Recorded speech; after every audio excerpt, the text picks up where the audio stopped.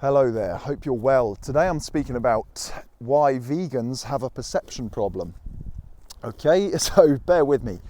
Vegans have a perception problem. Here's what I'm talking about. I'm talking about people who have a ethical problem with eating meat, which is quite a few people. I don't think it's a large population of the large percentage of the population, but it's quite a few people. Noticeably, you get people who are extremely concerned for animal rights, animal welfare, rightly so, it's a very important topic, but it's led people to believe that animal farming and eating animals is a bad thing and is wrong, which I completely disagree with. So let me explain the perception problem. Behind me are my cows. So I'm a farmer, these are mine, I keep these and I take care of them day to day. Cows, if you haven't noticed, are massive, right?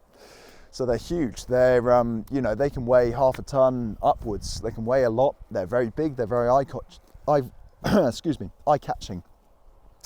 The other thing is they're really cute. I don't find them that cute, but they're cute, right? They're friendly, fluffy. I don't want to put anyone off eating them, but look, they're friendly, fluffy, nice to look at, and very noticeable. Stay with me. I'm going somewhere with this. The smaller the animal, the less cute it gets, right? Sheep are less cute. We can all agree on that, okay? Unless there's some mad sheep lover out there. Sheep are less cute than a cow. What's less cute than a sheep? I'd say like a chicken, okay? Another farm animal, chicken. Less cute than a sheep, definitely less cute than a cow. Smaller than that, what about a rat? A rat's less cute than a chicken. I mean, come on, you can't argue with me on that one. What's smaller than a rat? Well, now we're getting down into, perhaps mice, perhaps other animals, and then even insects, things like an insect. Nobody's out here calling a mosquito cute, are they? Maybe there's someone, who knows? Let me know in the comment. The smaller the animal gets, the less we notice it. It's just perception. We're humans, that's the way it is. Big things catch our eye. Unfortunately, what that leads to is a perception problem.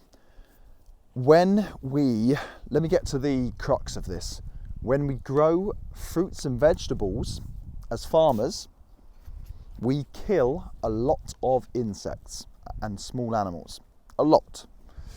How many? It's hard to even calculate because it's that many.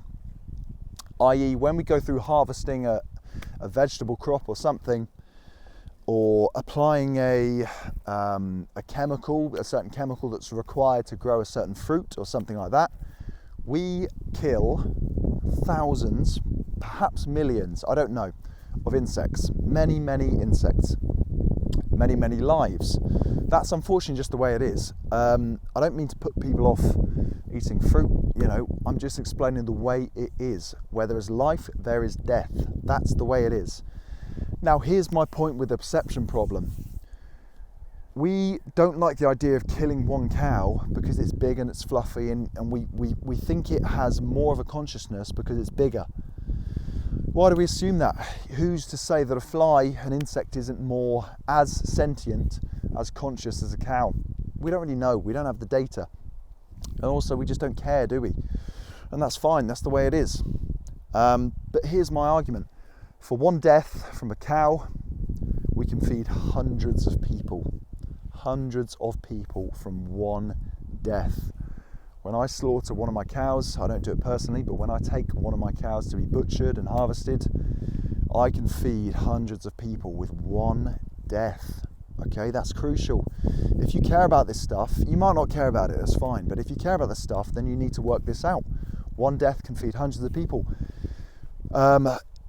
In something like a lot of crops, I don't want to pick anything out in particular, but fruits, vegetables, grains, it's going to take hundreds of thousands of deaths to feed just a few people, just a few meals. Well, I say that, a certain amount of, can't have a meal of just grain, you know what I mean? But to harvest one field of a crop could be hundreds of thousands of insects. And maybe even small animals caught in the process. So that's what I mean by the perception problem. I think it's a human condition. It is what it is. all we have to do is be aware of it and think a little bit more maturely about what we're dealing with. Where there's life, there's death. We have a responsibility to minimize death. Yes, I think we do. I think that's what we can do as humans, as the ultimate conscious sentient being. We can minimize death. We can definitely minimize suffering, and we should do that. And that's part of our responsibility as humans. So I hope that's given you something to think about. I hope I explained it, so it makes somewhat sense. I know it's a weird frame, but that's just what I think. Let me know if you agree. Thank you for watching. See you next time.